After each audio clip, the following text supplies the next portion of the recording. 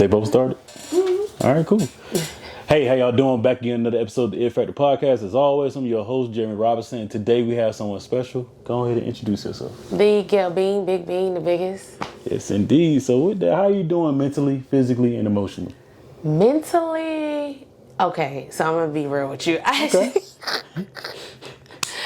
I literally just told my best friend today, I said, I don't know if God is trying to test me to see if I'm a mass murderer or not. Not saying I'm going to kill nobody. Right. But I think there's enough people that's trying me. So, mentally, I am winning. Mm-hmm. Emotionally, I'm good emotionally. That's good. Physically, I'm good physically, but I did get hurt on set. Mm-hmm. But, I mean, I have the rest of my limbs. So, I mean, what's one ankle? What's one foot? To a full body. I broke mine. Yeah, well. Twice. Well, I pledged it too. Yep. I don't want that. I don't want that. You're going to be fine, though. Okay. It was sports and pledging, so you'll be fine. Okay. You'll be fine. So, yeah, mentally, physically, emotionally, I'm good. It's just the mental part where I'm being tested, and I really think, like, God is... I'm at that position, right, where something big is coming because a lot is happening and a lot is testing me. Mm-hmm. And it's draining. I can understand that. And something big is coming. I mean, a lot of things happen, I feel like, to also test you, but also prepare you for what's coming. But look, this, what you, I just read this that you wrote, the Proverbs 11:25. It says, a generous person will prosper. Whoever refreshes others will be refreshed. Mm-hmm. And I was like, oh. Yes, indeed. That lets me know. Because I was like, I don't know if it's God or the devil testing me, but somebody want to know if I'm a mass murderer or not. Mm-hmm. So. Nah, that's God, man. You're going to be fine. Okay. Indeed, I received it. Indeed. So I say, when did you know that you wanted to be a full-time actress, man? Like, when did you like, you know what, I want to do this? I started taking it serious like 2013. Mm-hmm. I moved to LA August 2013, and I was like, yeah, I'm gonna go for it. Mm-hmm. That's good, man. Yeah. So with that, I say, like, what did the city being from here? Not saying you're from Atlanta, but you're from Atlanta. I'm from Stonewall. You're from Stonewall. Let's get it right. How did it shape you into how you act now, if any? I think a lot of Stone Mountain shaped me to how I act. Mm-hmm. Like I've done it all. As far as, well, I'm not gonna say I've done it all, but I lived, right? Like I went out, I had friends on the east side. We very personable.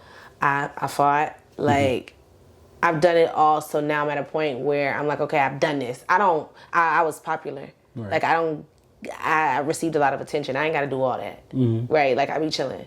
I have a good time. I have a good group of friends. They're very supportive. I believe the East Side gave me that.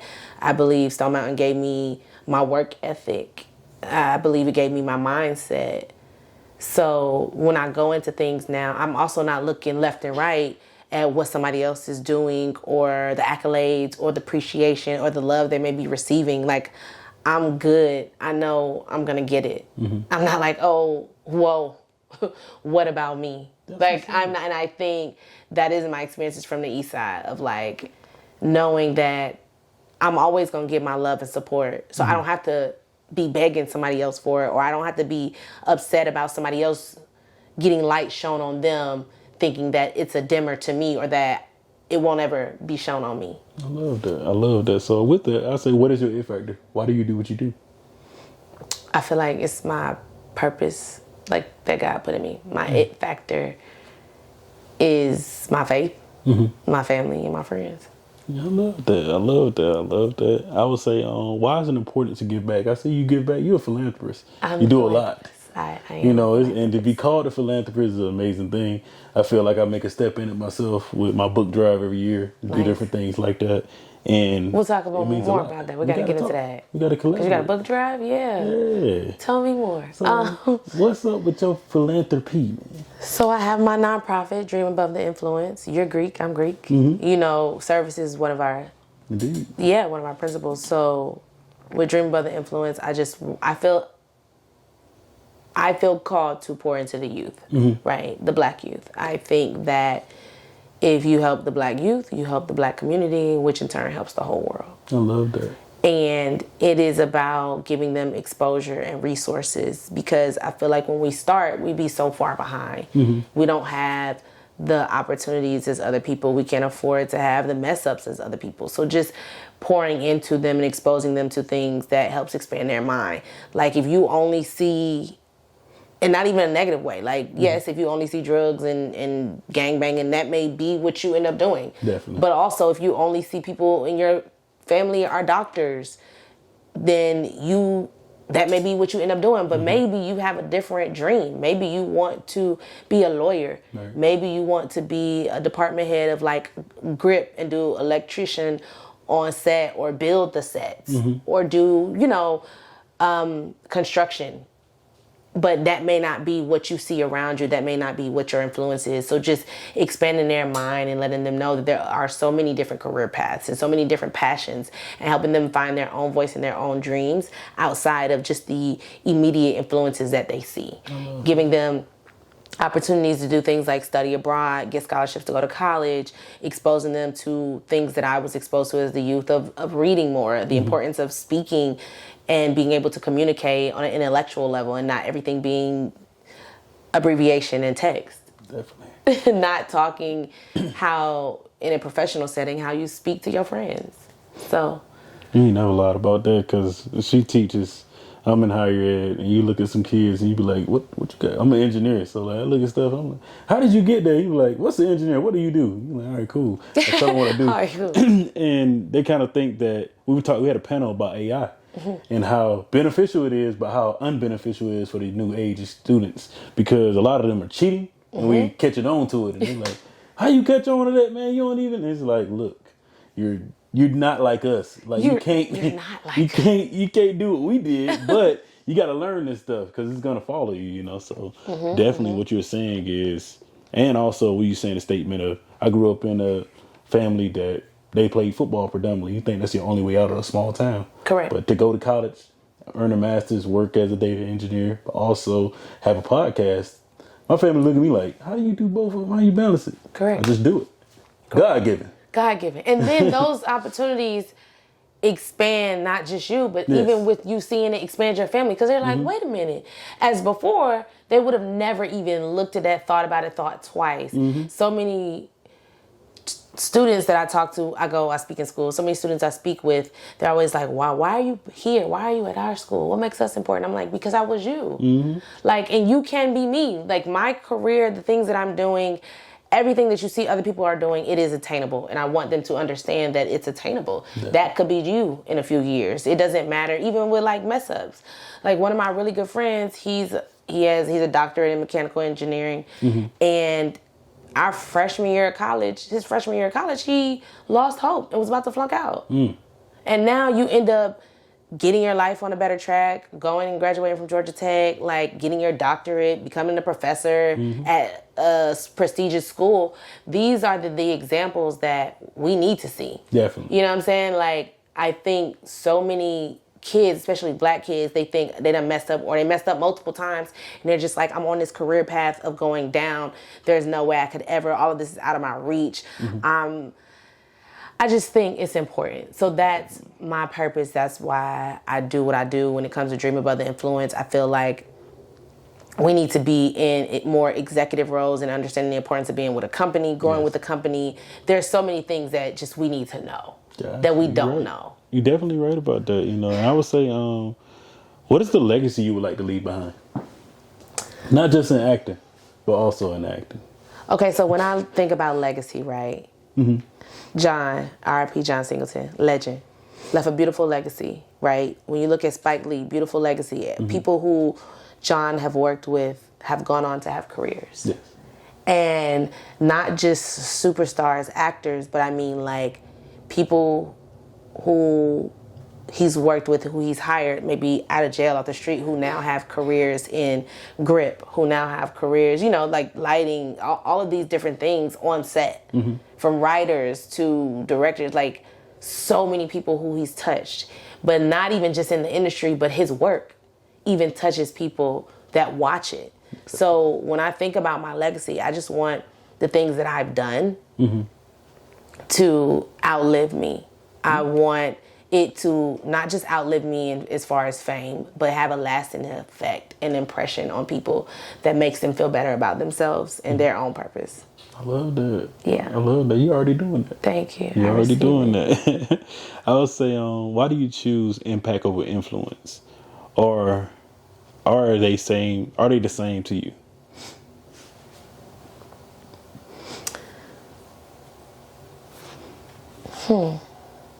I never thought about it, but that is a good question. And now that you put it on my mind, I think impact is something that lasts much longer. Mm-hmm.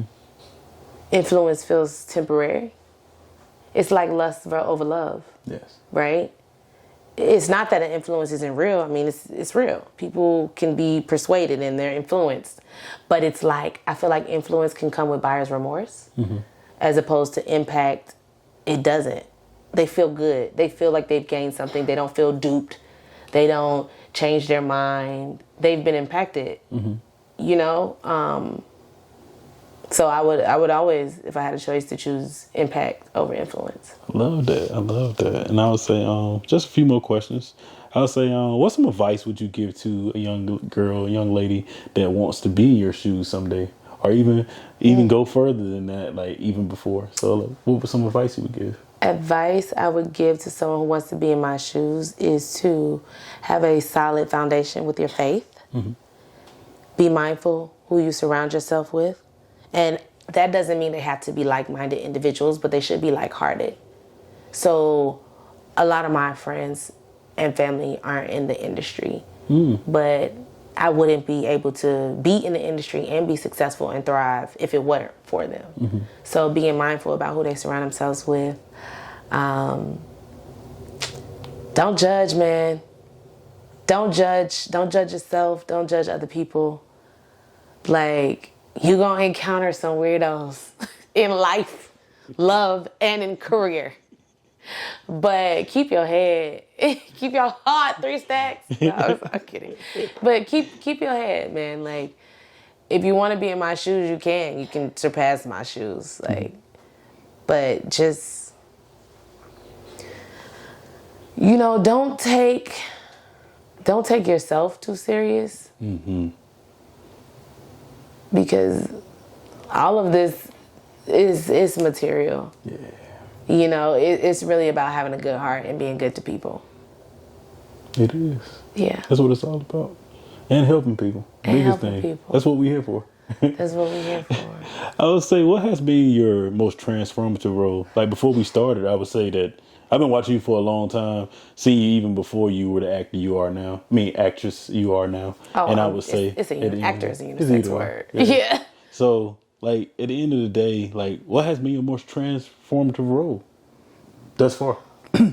Where I actually had to transform?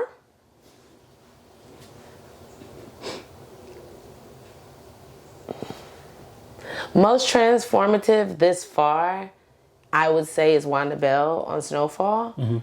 Because, I mean, obviously I've never done crack. Right. But in case people don't know, because so many people see me and they're like, oh my God, I'm so glad that you're better. I was on a plane and she was like, you're off drugs. Okay, we're on a flight. My boy did that to me. He was like, you interviewing the... No, bro, she's not that. I've never done drugs before, guys. I've never done crack before. In fact, the exclusive, she been not doing it, but she ain't doing it. Got out of here. I've never done crack before. But you played that role, though. Thank you. I would like that right here. Thank you. But look at you. You had to say, I've never done crack. I've tried weed. Mm-hmm. I've tried. I mean, some people debate whether it is or isn't a drug, but I mean, is it a drug? Is it?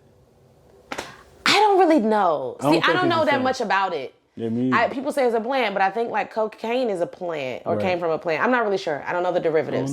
But you gotta look that up. I have tried weed before. I have tried an edible. Weed is not for me. Mm-hmm. It's not. I've tried it. It's not for me. Me either. Shout out to everybody who does it though. I stick to the liquor. I'm gonna stick to the liquor. Liquor is definitely a drug. Good to go. Yes, it is. It is. But I can control it. What is something that's... But yes, Wanda Bell was the most transformative for me because even going all the way there with the drugs and then having to come back, like I feel like a lot of the other roles are so close to me. That's what's up, though. So, yes. That's what's up. I would say, what's something that's misunderstood about you? That I'm mean. Or that I'm like, I don't know, I think people misunderstand me because they just don't know me. But that's my fault. I don't really let people get to know me like that. So I like to laugh and I like to joke about everything. And if I say mean stuff, that probably just means I really like and love you.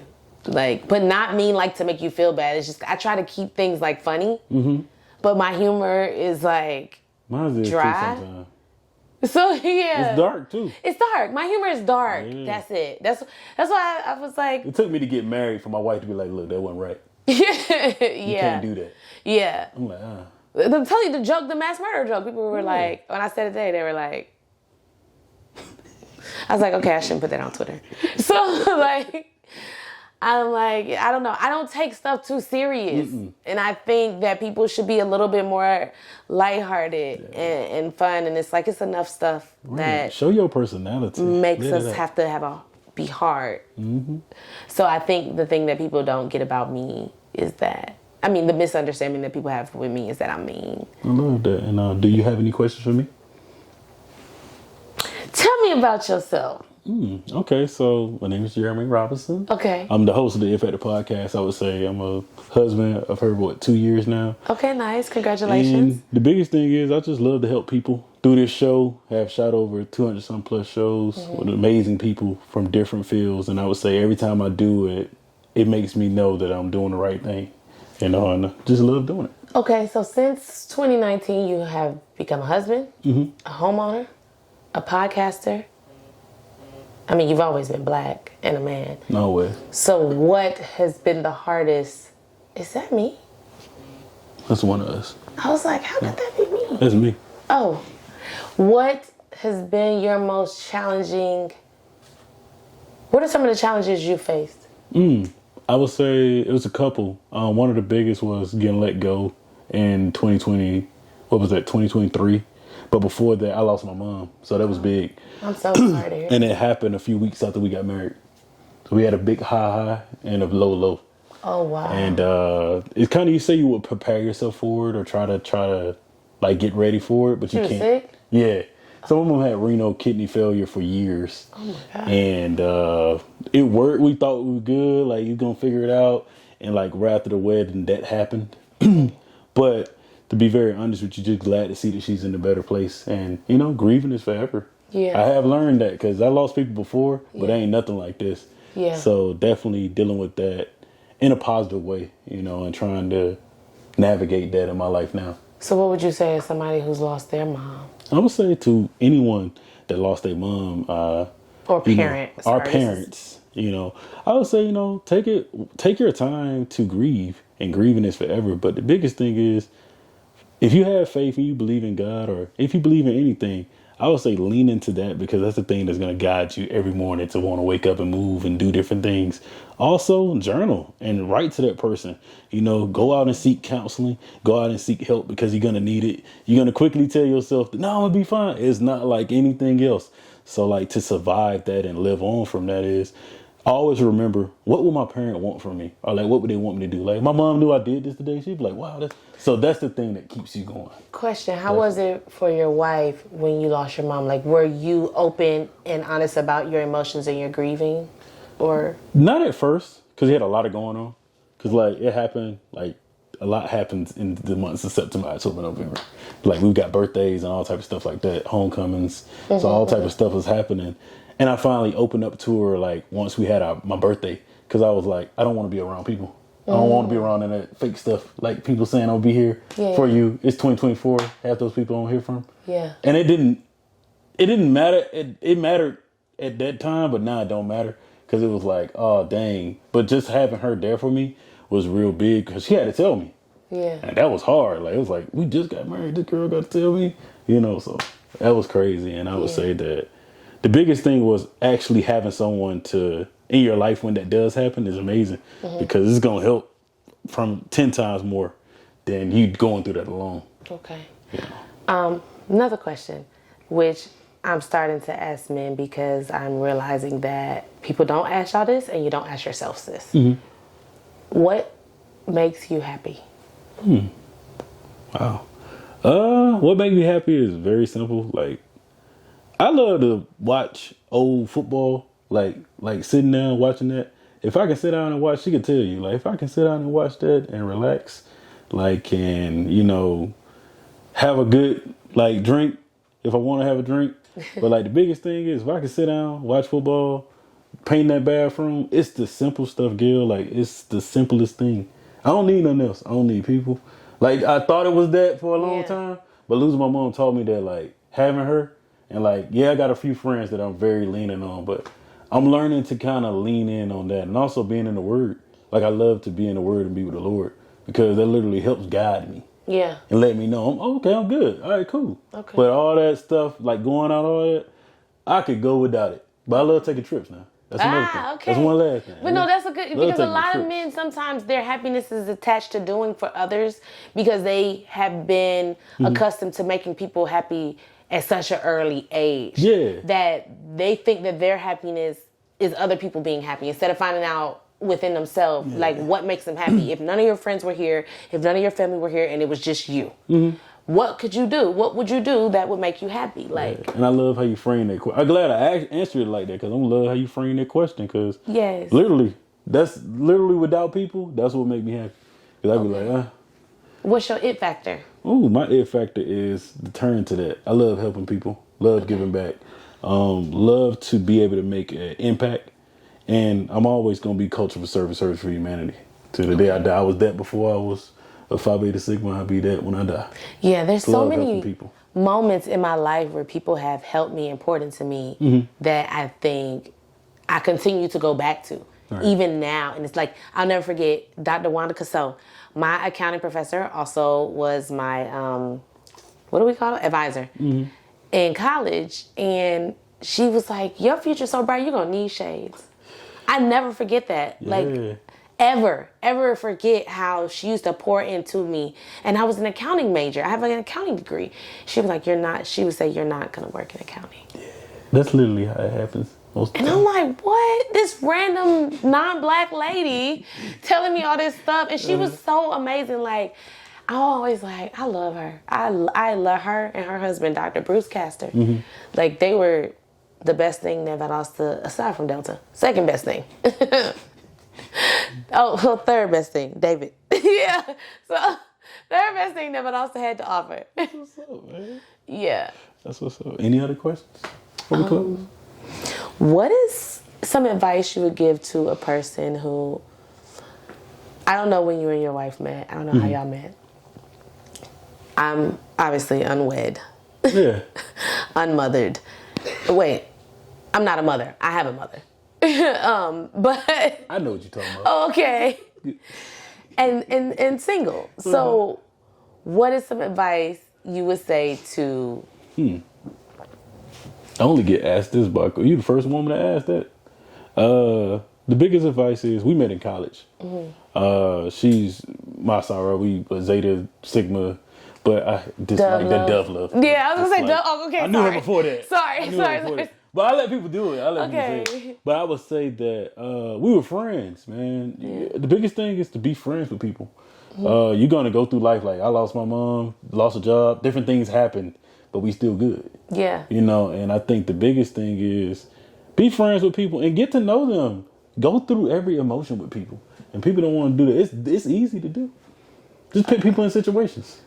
You're an actor, so it's easy to, finesse and make those things. But I think the biggest thing is be people's friend because that friendship is going to help you through the hard times. Okay. You're going to realize, this is my friend. You ain't going to hurt your friend. Somebody you grew up with, you may hurt them, but you're gonna come back. You ain't going to intentionally hurt them. And you ain't going to hurt, you only going to hurt them but so much. I've always said who a person is matters. Like, obviously, my mom and parent and father and family members make me upset at times, but I'm not gonna just like cuss them out, and I'm definitely not gonna be cussing in front of my mama. So when people like call you out of your name or do certain things, and I'm like, no matter how emotional you get, it shouldn't get to that point because I'm still who I am and you're still who you are. Right. So You're right about okay. that. And that was one of the things I would say. Communicate. Learn how to communicate. Okay. And for men, learn how to control your emotions. Because you think you got them in control, but you don't. So that's the biggest thing. Okay. You know? A lot of men don't. Women, y'all kind of got a good handle with that at times. But I would say learn how to communicate, though, because a lot of us think we know how to communicate. Get married. You'll figure it out. You figure out some things that you can't. So what are some key resolution exercises that you've learned in marriage? Well, my wife don't like to talk. Like, I like to go and get it out of the way. That's the sport in me. Like, let's coach this thing out. Let's get it out. Patience. Learn patience, and God will give you patience in the oddest situations. Learn patience and use it with your partner first, because it's going to help you with the rest of your life. Okay. So you kind of got to look at it as, hey, okay, my partner, let me try it on them first. Let me see how to, do this thing with them and talk it out with them. But another thing is always try to have a good day with your person. Okay. Like, if you had a bad day at work and all that, that's work. Leave that way at that. Yeah. You're going to do that. That's cool. You're going to be there most of your life anyway. But when you with your person, have that intentional time. Okay. Don't get mad. Don't resort to anger. Can't be your only resort. It can't be. Can't be. Okay, I'm going to pivot from relationships. You better be interviewing me on the podcast. You asked if I had questions. I love this. This is what I always wanted. This is good. I don't never get to ask. You're part of the family now. Okay. I'm here. Okay. So how do you balance a busy schedule? Like, how do you balance personal life with work life, with passion and purpose and dreams that you're pursuing? How are we on time? Camera time. Huh? You good, because we got Rick, so I'm going to edit. You got 3 minutes. Cool. But wait, hold on. Since you did that. Yeah, you can always stop, start.